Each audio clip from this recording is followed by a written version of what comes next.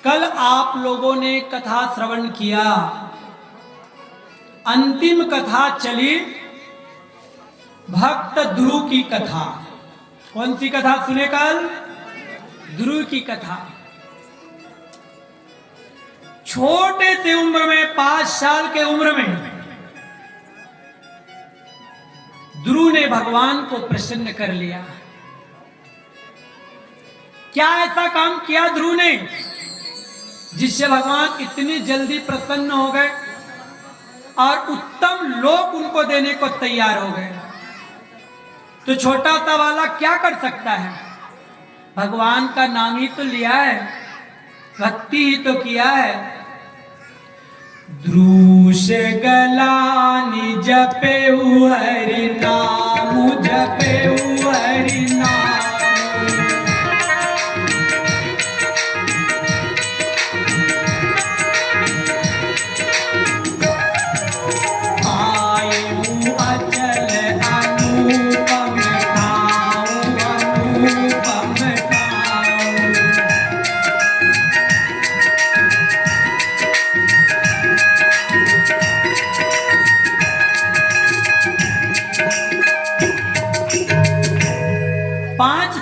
बालक लगन से, मन से, ध्यान से, निष्ठा से जब भगवान की भक्ति में लगाना तो भगवान भी कहे तेरे जैसे प्यारे बालक को तो दर्शन देने के लिए मैं बैकुंठ से धरती पे उतर आता हूं।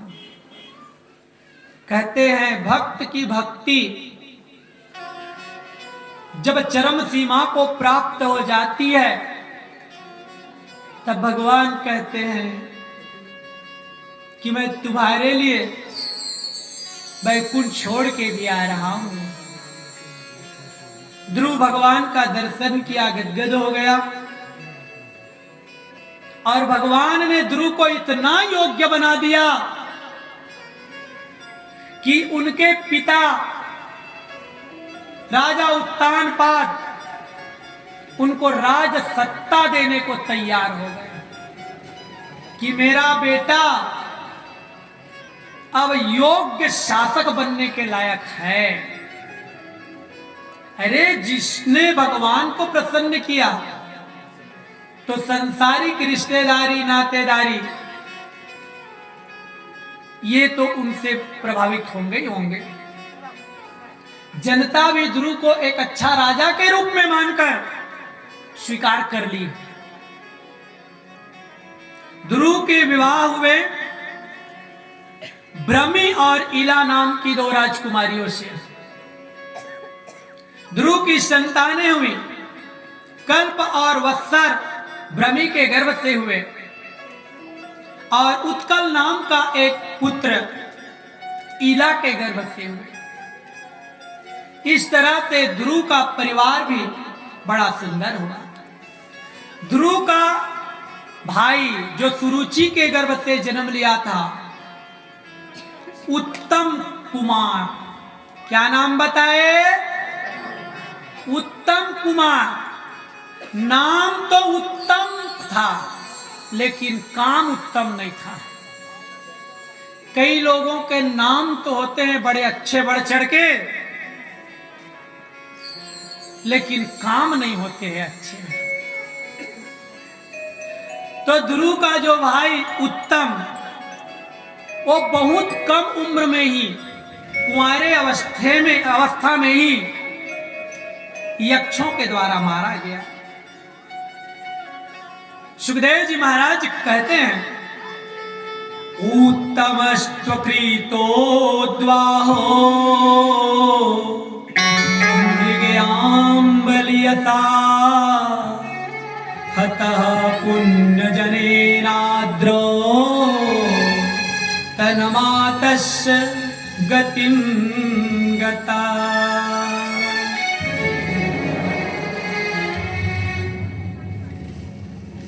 क्या हुआ? एक बार ये उत्तम कुमार मृगया के लिए, माने शिकार के लिए हिमालय की ओर चले गए और वहां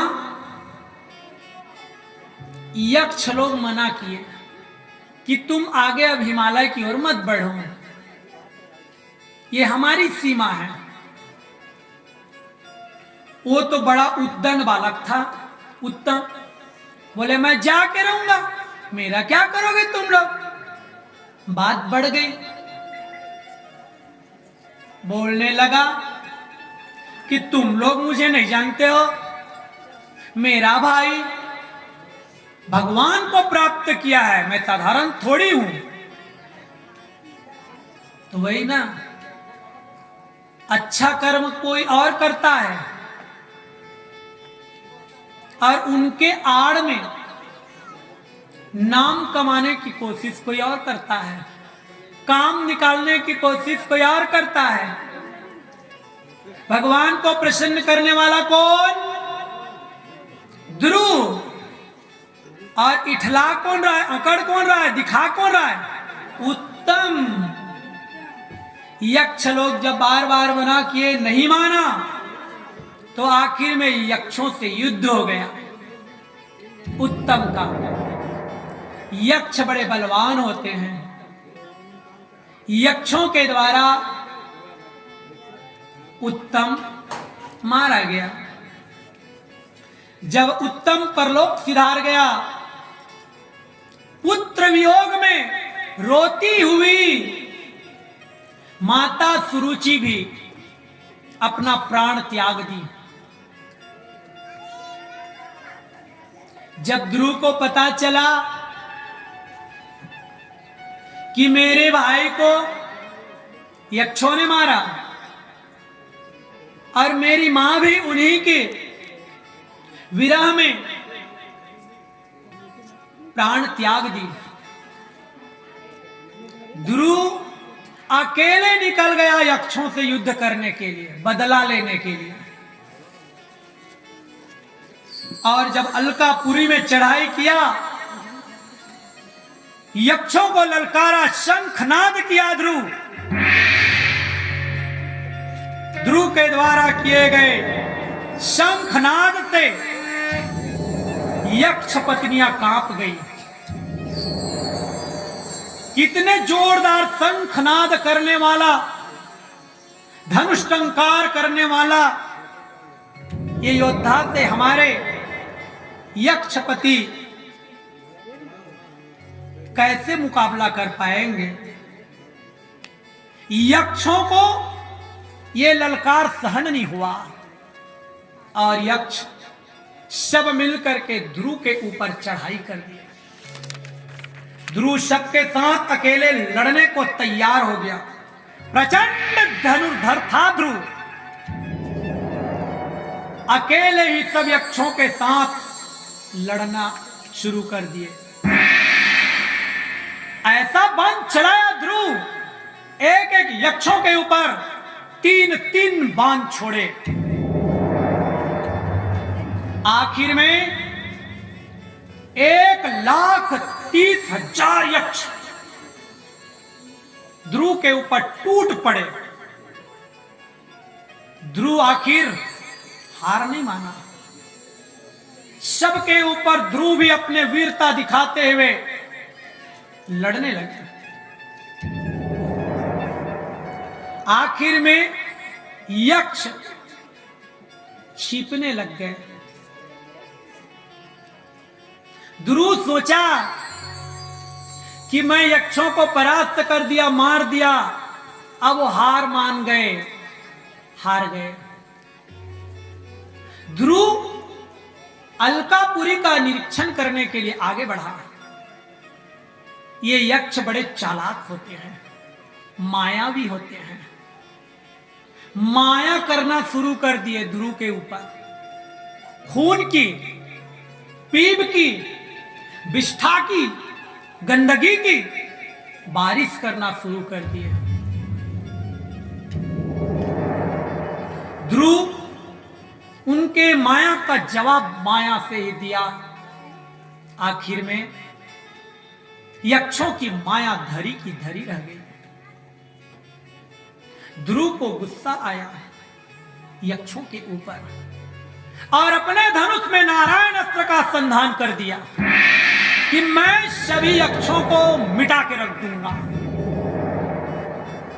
जब ध्रुव अपने धनुष पे नारायण अस्त्र का संधान करने के लिए तैयार हुआ, समक्ष यक्ष जाति कांपने लगे, अब हमारा सर्वनाश हो जाएगा। सभी यक्ष व्याकुल हो गए नारायण अस्त्र को संधान करते देख करके। और यक्षों के राजा कुबेर महाराज मनु से जाके कहने लगे, आप ध्रुव को रोकिए, वो आपका नाती है, ये क्या करने जा रहा है। मनु महाराज आए और आकर के ध्रुव को समझाने लगे, बेटा ये तू क्या करता है रे, ये कोई दूसरे नहीं है बेटा, धरती में रहने वाले, वसुंधरा में रहने वाले सब एक है बेटा, सब अपना ही परिवार है रे। वसुधैव कुटुंबकम, सबको अपना समझो रे बेटा। भगवान भोलेनाथ सबके ऊपर कृपा दृष्टि रखते हैं रे। जगत पिता है, माता भवानी जगत माता है, ये यक्ष भी तो उन्हीं के शरण में रहते हैं। माता च पार्वती देवी, पिता देवो महेश्वरः, बांधवा शिव भक्ताश्च,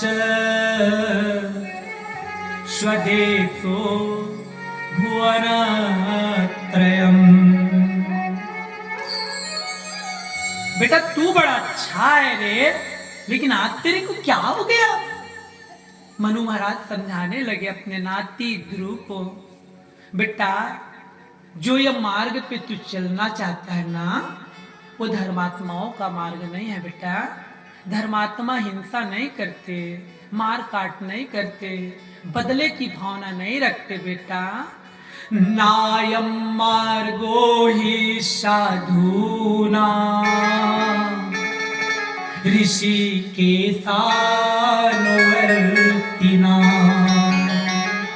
यदात्मानं परं गृह्य पशुवद भूतवैशसम्। मनु महाराज समझाते हुए बोले, प्रभु की आराधना करना बड़ा कठिन है। अपने आप को संयमित एकाग्र करके प्रभु को प्रसन्न करना ये सबके बस की बात नहीं है बेटा। परंतु तुमने बचपने में ही ये सब प्राप्त कर लिया बेटा, परम पद प्राप्त कर लिया है। तुम तो साधु जनों के पथ प्रदर्शक हो। तुम्हें देख करके लोग भक्ति करना सीखते हैं बेटा। भगवान सर्वात्मा हरि जी तो अपने से बड़ों पुरुषों के प्रति सहनशीलता रखने को कहते हैं। छोटों के प्रति दया, बराबर वालों के साथ मित्रता और समस्त जीवों के साथ समता का व्यवहार करने से प्रसन्न होते हैं बेटा। परंतु तुम तो ये बैर ठान लिए रे। छोड़ दो बेटा ये बैर वाली बात, ये मार काट हिंसा लड़ाई वाली बात छोड़ दो बेटा। बेटा एक ने मारा होगा तेरे भाई को रे, और एक के कारण तुम तो पूरे यक्ष जाति का समूल नाश करना चाहते हो। मान जा बेटा। मनु महाराज के द्वारा समझाए गए इस सुंदर शब्दों को सुन करके ध्रुव को मनु अकल ठिकाना अच्छा से आ गया, मान गया। ठीक है दादा, आप जब कहते हो ना तो मैं किसी यक्ष को नहीं मारूंगा। सच कहना है, एक ने मारा होगा मेरे भाई को, एक के कारण सबको क्यों दंड दूं। ध्रुव मान गया। जो ही ध्रुव मान गया, नारायण अस्त्र का संधान अब नहीं करूंगा बोले ना। कुबेर महाराज प्रसन्न हो गए, ध्रुव के सामने आए और कुबेर जी बोले, मैं तुम पर प्रसन्न हूं भक्तराज। वास्तव में ना तो तुमने यक्षों को मारा है, ना यक्षों ने तुम्हारे भाई को। समस्त जीवों की उत्पत्ति और विनाश का कारण तो एकमात्र काल ही होता है। मैं तुम्हें आशीर्वाद देता हूं। कुबेर बोले ध्रुव को, मैं तुम्हें आशीर्वाद देता हूं, तुम्हारे मन में सदा परमात्मा के प्रति भक्ति बनी रहे। ध्रुव को कुबेर जी आशीर्वाद दे के चले गए। ध्रुव बड़े ही शील संपन्न, ब्राह्मण भक्त, दीन वत्सल, धर्म मर्यादा के रक्षक बने। प्रजा साक्षात ध्रुव को अपने पिता के समान मानती थी। ध्रुव 36,000 वर्षों तक के अपने पिता के राजगद्दी पर बैठ करके शासन किया।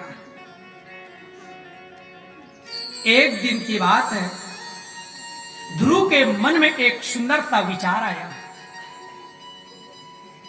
मैं तो बचपने में ही भगवान की सुंदर भक्ति किया, भगवान का दर्शन किया, लेकिन आज मैं ये मोह माया में फंस गया हूं। राजपाट, परिवार, पत्नी, बच्चों के ये ममता मोह में फंस गया हूं। ये कैसी युवावस्था है मेरी, ये कैसा जीवन हो गया मेरा। इससे अच्छा तो मेरा बचपन था, जो मैं भगवान के सिवा और किसी को न सोचता था, न किसी के बारे में कुछ और मन में विचार आता था। मैं वही बचपने की तरह भगवान की भक्ति पुनः करूंगा।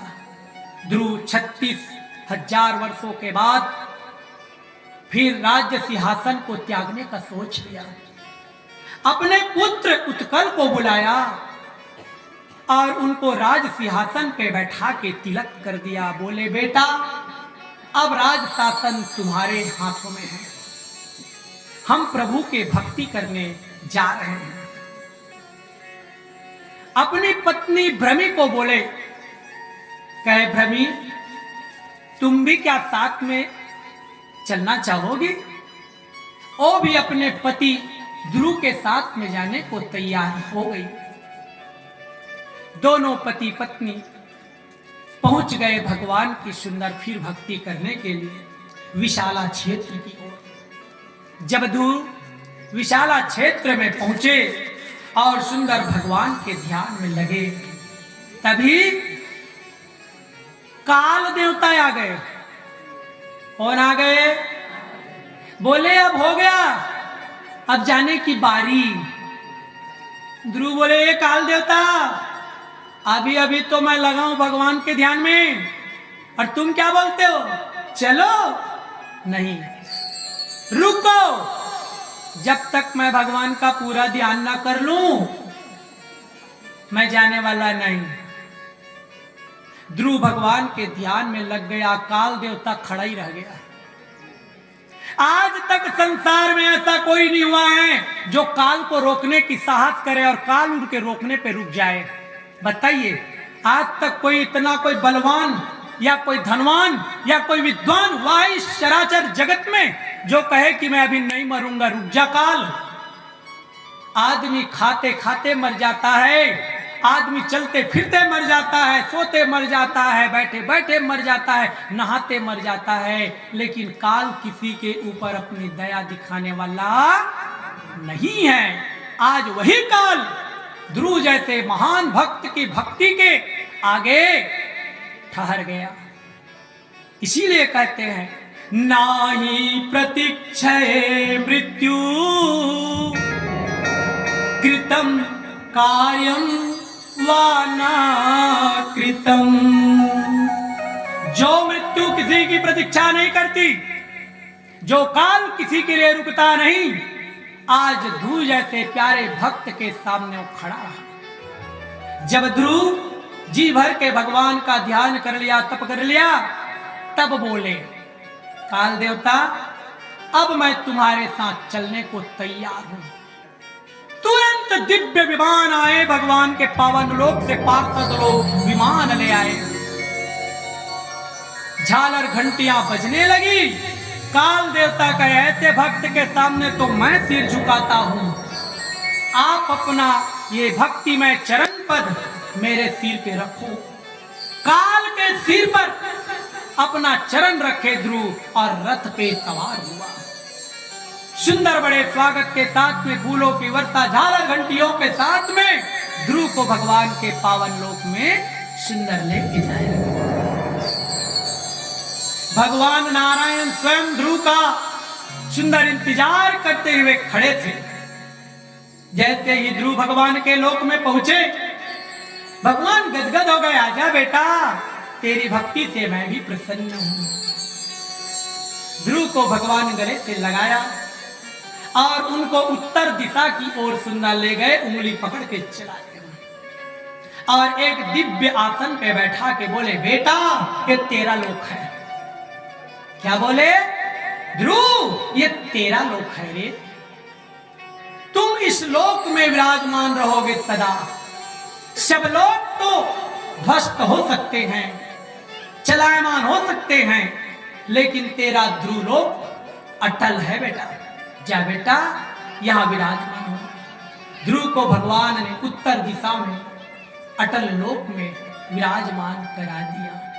आज भी प्रमाण मिलता है कि ध्रुव उत्तर दिशा में ध्रुव तारा के रूप में सुंदर चमकता हुआ नजर आता है। क्यों? भगवान की भक्ति करके ऐसे पावन पद को पाया है। इसीलिए तो कहते हैं ना, ध्रुव से गलानी जपेऊ हरि नाम, जपेऊ हरि नाम।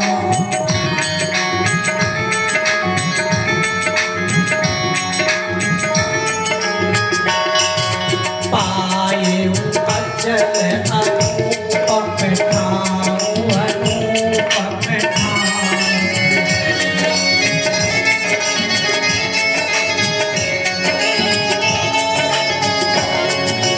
पाए अचल अनुपम ठाम,